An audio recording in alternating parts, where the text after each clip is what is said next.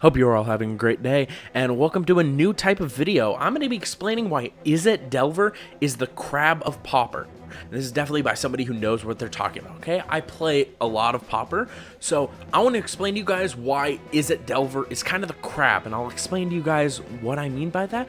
But let's start out by seeing an average list for Izzet Delver.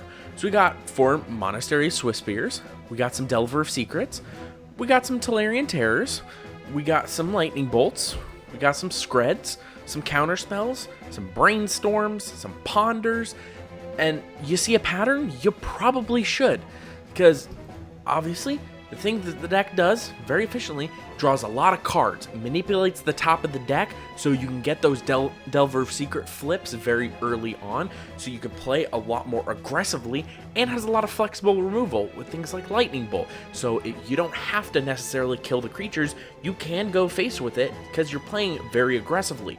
You're getting all those cards in your, those instant sorceries in your graveyard, counterspelling their really big threats if they happen to play them, and it's just overall a really efficient, fun deck. Tolarian Terror is such a good, like, basically one drop once you get later into the game. But what does this have to do with crabs, you might be asking? Well, it's a little thing called Convergent Evolution, okay?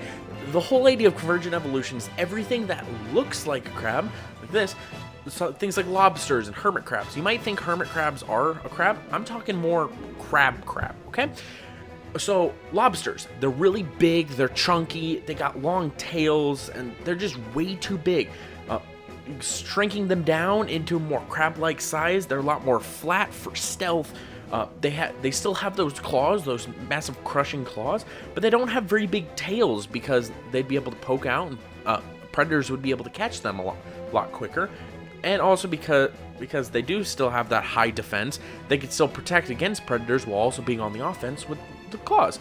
Hermit crabs, on the other hand, they are kind of like those more traditional crab sizes, but they're just maybe a little too small. They don't have that power with those big claws, and they have to use a shell as their shell. So having that natural shell just, it makes it more into a crab.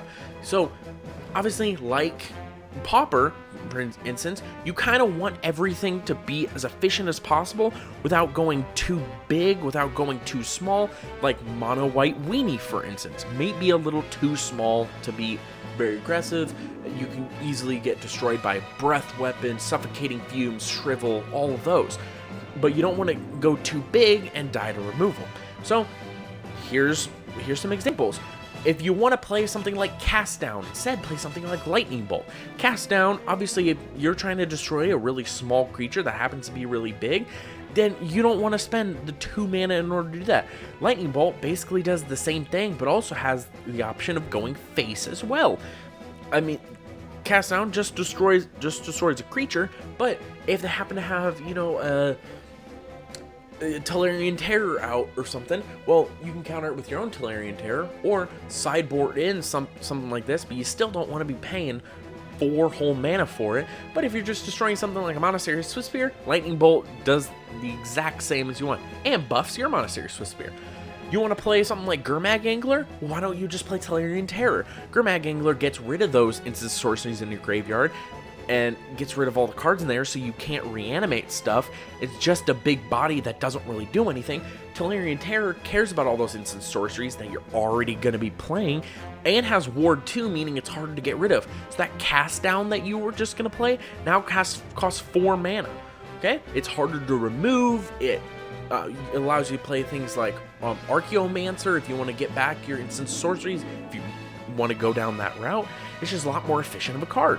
You want to play even something like Fairy Seer. I mean, Fairy decks love Fairy Seer, a 1/1 for 1 with flying, and enters Battlefield to scry 2. But Delver of Secrets, if you can turn 2, hit face for 3 if you have a card like Brainstorm or Ponder, because you can, with the trigger on the stack, play Brainstorm or Ponder, and you're able to flip it into a 3/2 with flying instead. It's a very efficient card, very aggressive card, and if you happen to whiff, you have cards to make sure that you don't whiff.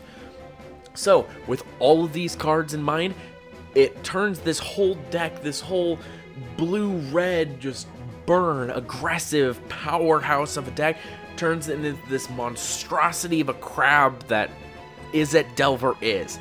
But if you liked the video, please make sure to comment down below your favorite commander or pauper deck, and I might do a video on it. But make sure to like and subscribe, it really means a lot to me. And if you like this type of video, please let me know, and I'll see you guys in the next video.